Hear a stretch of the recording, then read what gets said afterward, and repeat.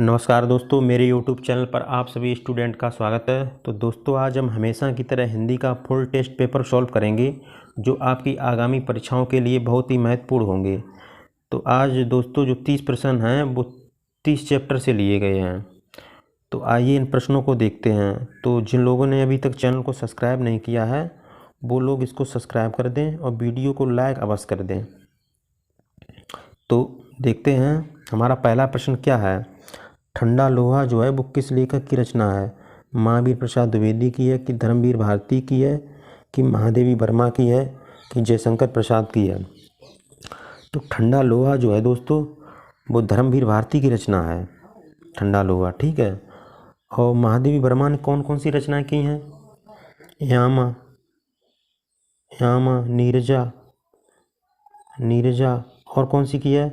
रश्मि, रश्मि, और कौन सी? गिल्लू, गिल्लू जो है महादेवी वर्मा की रचना है। और जयशंकर प्रसाद ने कौन कौन सी की हैं? आंसू, आंसू, लहर, और कौन सी? कामायनी, कामायनी, और कौन सी की है बताइए? उर्वशी। ये जयशंकर प्रसाद की रचना है। तो प्रश्न नंबर पहला का हमारा बिल्कुल राइट आंसर है, ऑप्शन नंबर बी हो जाएगा। ठंडा लोहा जो है वो धर्मवीर भारती की रचना है, ठीक है दोस्तों। आइए अगला प्रश्न देखते हैं। जंजीरें और दीवारें किस लेखक की कृत है? राहुल सांकृत्यायन की, संपूर्णानंद की, कि रामवृक्ष बेनीपुरी की, सरदार पूर्ण सिंह की? तो जंजीरें और दीवारें जो हैं वो रामवृक्ष बेनीपुरी की रचना है। डॉक्टर संपूर्णानंद ने कौन कौन सी रचनाएं की हैं, आइए इनको भी देख लेते हैं।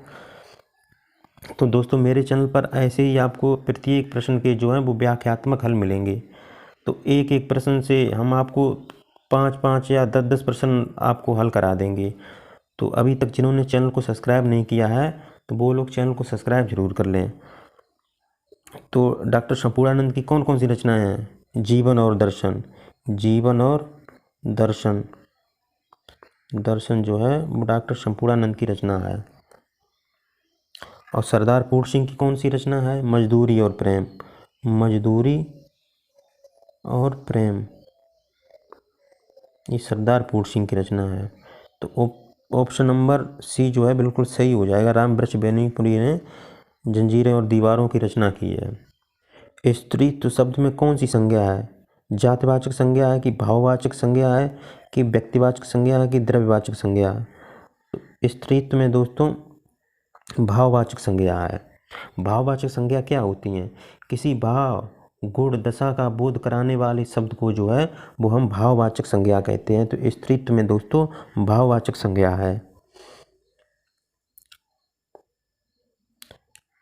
यह घोड़ा अच्छा है, इस वाक्य में जो यह है ये क्या है? संज्ञा है कि सर्वनाम है कि विशेषण है कि सर्वनामिक विशेषण है? तो बताइएगा दोस्तों, यह घोड़ा अच्छा है, इस वाक्य में यह जो है वो क्या है बताइएगा? सर्वनाम नहीं होगा यहाँ पर। बहुत लोगों के गलत आंसर आ रहे हैं, सभी लोगों के अभी तक सर्वनाम आ रहे हैं। सब लोग बता रहे हैं सर्वनाम इसका सही होगा। सर्वनाम सही नहीं होगा, ये सर्वनामिक विशेषण है। सर्वनामिक विशेषण क्या होते हैं बताइएगा? जब कोई सर्वनाम पद शब्द है वो संज्ञा के साथ आते हैं तब वे विशेषण कहलाते हैं। तो ये जो यह है ये संज्ञा के साथ आया है तभी ये सर्वनामिक विशेषण कहलाता है। वैसे तो यह है वह है, जब कोई कुछ, ये सर्वनाम होते हैं और जब ये संज्ञा के साथ प्रयोग किए जाते हैं तब ये सर्वनामिक विशेषण कहलाते हैं। तो ऑप्शन नंबर डी हमारा बिल्कुल सही हो जाएगा। यह जो है ये सर्वनामिक विशेषण है। शाबाश, तुमने वंश का नाम उज्जवल कर दिया, इस वाक्य में अव्यय की पहचान कीजिए। अव्यय क्या है? शाबाश है कि तुमने है कि वंश है कि नाम है? बताइएगा। अव्यय इसमें पूछ रहा है। ये जो शाबाश है ये अव्यय है, तो ऑप्शन नंबर ए हमारा बिल्कुल सही हो जाएगा।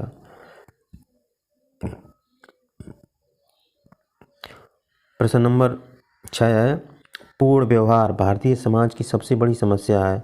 अनुशासन, व्यवस्था, प्रशासन, परंपरापूर्ण? बताइएगा। पूर्ण व्यवहार, ये खाली स्थान पर क्या चीज़ भरा जाएगा इसमें?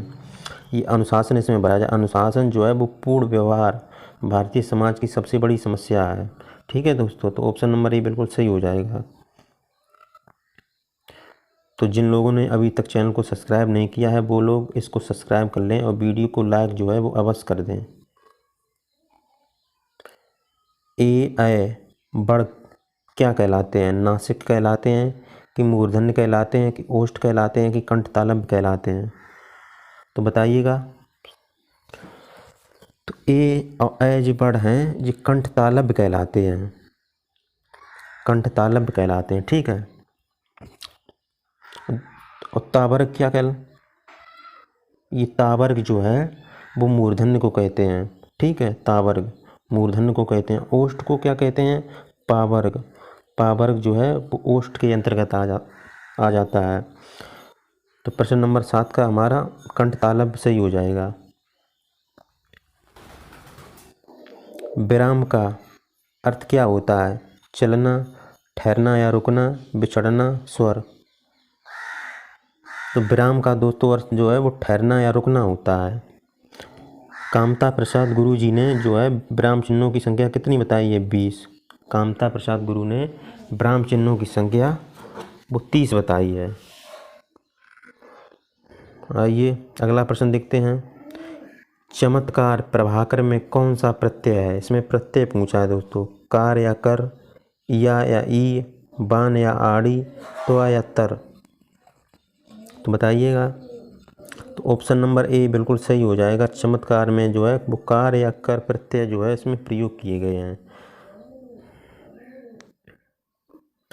प्रश्न नंबर 10 देखते हैं। अरे जरा इधर तो आ में कौन सा अव्यय है? परिणामवाचक अव्यय, प्रश्नवाचक अव्यय, विस्मयादि बोधक अव्यय, कालवाचक अव्यय। अरे जरा इधर तो आ में कौन सा अव्यय बताइएगा सभी लोग। तो इसमें विस्मयादि बोधक अव्यय है, तो ऑप्शन नंबर सी हमारा बिल्कुल सही हो जाएगा।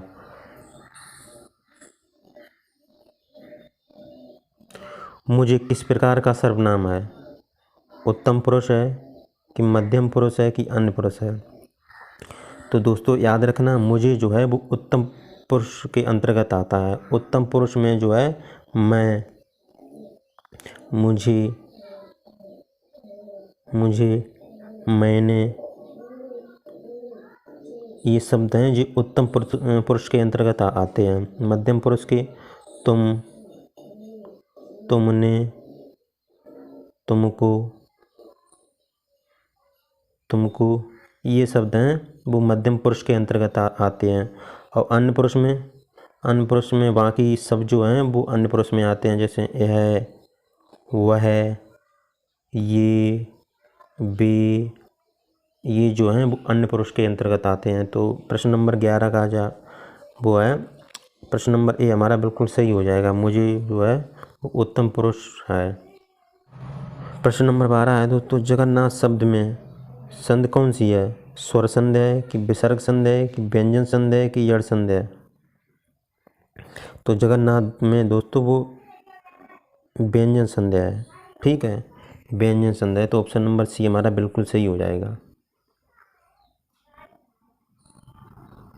पंचवटी में कौन सा समास है?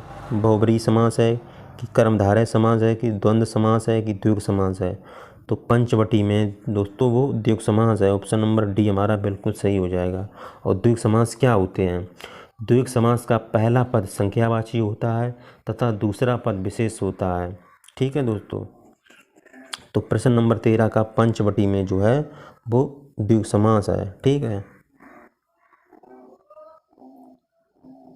निम्नलिखित में से क्रिया कैसा शब्द है? अविकारी शब्द है कि विकारी शब्द है कि विशेषण है कि इनमें से कोई नहीं है? क्रिया जो है वो कैसा शब्द है? क्रिया जो है एक विकारी शब्द है। विकारी शब्द है।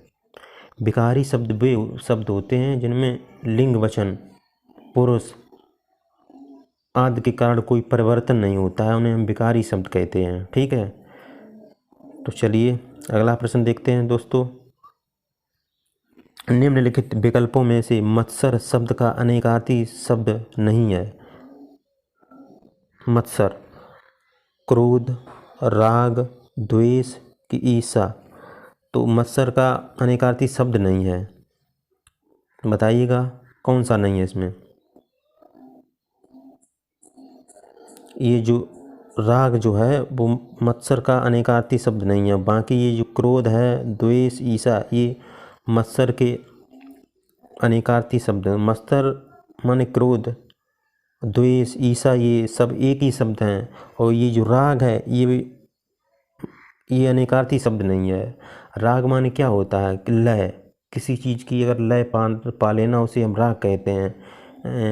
यानी कहिए कि स्वर की मधुरता को हम राग कहते हैं। तो ये राग जो है वो मत्सर का अनेकार्थी नहीं होगा।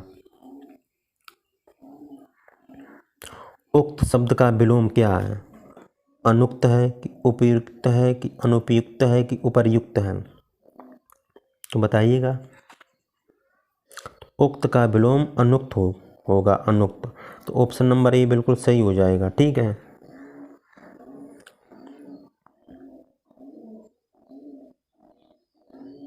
निम्नलिखित में से मछली का पर्यायवाची शब्द है? कालगंगा, अजर, झस, अल। तो दोस्तों याद रखना, मछली का पर्यायवाची क्या होता है? झस। और क्या होता है?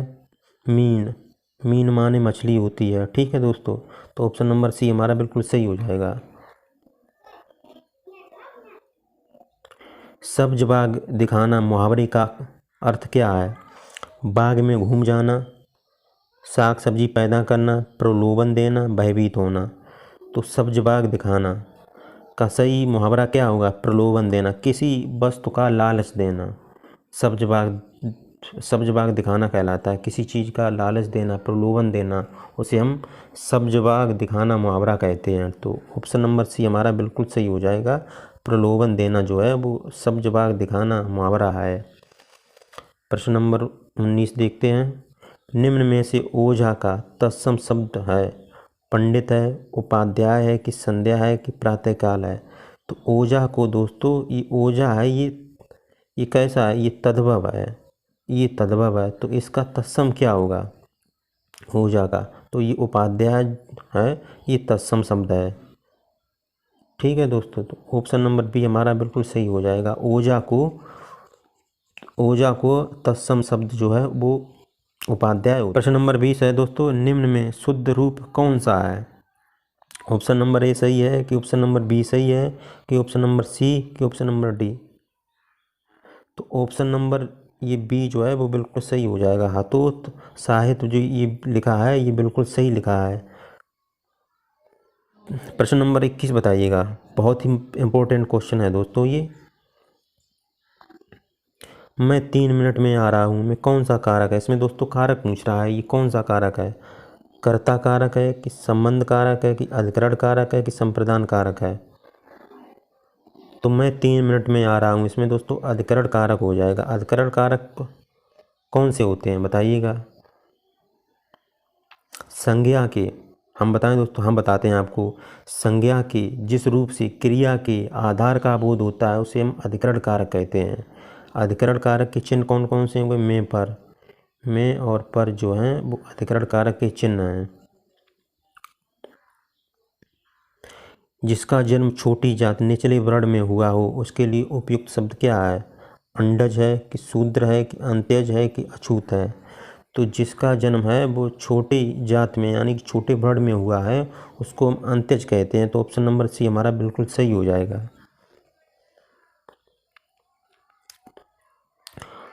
प्रश्न नंबर 23 है दोस्तों। शोक जो है वो किस रस का स्थायी भाव है? शांत रस का कि करुण रस का कि हास्य रस का कि वीर रस का? तो शोक जो है दोस्तों वो करुण रस का स्थायी भाव है। तो ऑप्शन नंबर बी हमारा बिल्कुल सही हो जाएगा। और शांत रस का क्या होता है? निर्वेद जो है वो शांत रस का स्थायी भाव होता है। नवल सुंदर श्याम शरीर में कौन सा अलंकार है? बताइएगा। अलंकार इसमें पूछ रहा है। उल्लेख अलंकार, उपमा अलंकार, रूपक की अतिशयोक्ति? तो नवल सुंदर श्याम शरीर में दोस्तों उल्लेख अलंकार है। और उल्लेख अलंकार क्या होता है बताइएगा दोस्तों। उल्लेख अलंकार बेस होता है, वह होता है जो विषय भेद से एक वस्तु का अनेक प्रकार से वर्णन करना जो है वो उल्लेख अलंकार कहलाता है। तो ऑप्शन नंबर ए बिल्कुल सही हो जाएगा। किस छंद में 6 चरण होते हैं? बरबय में कि चौपाई में कि सोटा में कि छप्पय में? दोस्तों याद रखना, छप्पय में जो है वो 6 चरण होते हैं। तो ऑप्शन नंबर डी हमारा बिल्कुल सही हो जाएगा। प्रश्न नंबर 26 है दोस्तों, दशरथ के प्राण राम के लिए आकुल थे। वाक्य में मुख्य विशेष्य है दशरथ, राम, प्राण, आकुल। तो इसमें दोस्तों विशेष पूछ रहा है, इसमें विशेष पूछ रहा है। जो किसी की विशेषता बताता है उसे हम विशेषण कहते हैं, और जिसकी विशेषता बताई जाती है उसे हम विशेष कहते हैं। तो यहाँ पर जो दशरथ जो हैं ये विशेष हैं। ठीक है, तो ऑप्शन नंबर ए हमारा बिल्कुल सही हो जाएगा। निम्न में एक वाक्य शुद्ध नहीं है, एक वाक्य जो है वो अशुद्ध लिखा है। तो उसने केवल मुझे निमंत्रित किया, सभी को देश की संस्कृति का सम्मान करना चाहिए। आपने उसे टका सा जवाब दिया, शिष्य गुरुजी के पैर में गिर पड़े। तो ये ऑप्शन नंबर डी ये अशुद्ध वाक्य लिखा हुआ है। ठीक है दोस्तों, ऑप्शन नंबर डी हमारा सही हो जाएगा।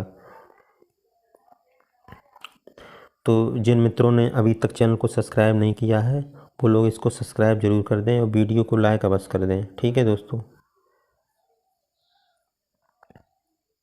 उन्मुख शब्द का विलोम पूछ रहा है, अनुचर है कि विमुख है कि जाड़े है कि तृष्णा है? तो उन्मुख का विलोम शब्द जो है वो विमुख होगा। ठीक है, प्रश्न नंबर 29 है मित्रों, राम की गाय चरती है, वाक्य में कौन सा कारक है? अगला प्रश्न है दोस्तों, राम की गाय चरती है, वाक्य में कौन सा कारक है? कर्म कारक, कर्ता कारक, संबंध कारक, अधिकरण कारक? राम की गाय चरती है, इसमें कौन सा है कारक? इसमें संबंध कारक है। संबंध का चिन्ह कौन कौन से होते हैं? का, की, के, ये संबंध कारक होते हैं। तो ऑप्शन नंबर सी हमारा बिल्कुल सही हो जाएगा। अंधेर नगरी किस लेखक की रचना है? महावीर प्रसाद द्विवेदी की, हरिवंश राय बच्चन की, भारतेंद्र हरिश्चंद्र की जयशंकर प्रसाद की? तो अंधेर नगरी इसमें पूछ रहा है किस लेखक की रचना है? तो अंधेर नगरी जो है वो भारतेंद्र हरिश्चंद्र की रचना है। तो ऑप्शन नंबर सी हमारा बिल्कुल सही हो जाएगा। जयशंकर प्रसाद ने कामायनी, झरना, आंसू, उर्वशी ये जयशंकर प्रसाद की रचना है। और हरिवंश राय बच्चन की मधुशाला, मधुबाला, मधुकलश ये हरिवंश राय बच्चन की रचना है। और महावीर प्रसाद द्विवेदी ये आलोचनावादी कवि थे, इन्होंने ज़्यादातर लेखकों की आलोचनाएं की हैं, उन्हीं के ऊपर इन्होंने रचनाएं की हैं। तो अंधेर नगरी जो है वो भारतेंद्र हरिश्चंद्र की रचना है। तो चैनल को सब्सक्राइब अवश्य कर लें दोस्तों, और वीडियो को लाइक करना ना भूलें। ठीक है दोस्तों, तो जय हिंद, जय भारत, जय महाकाल। नमस्कार दोस्तों, धन्यवाद।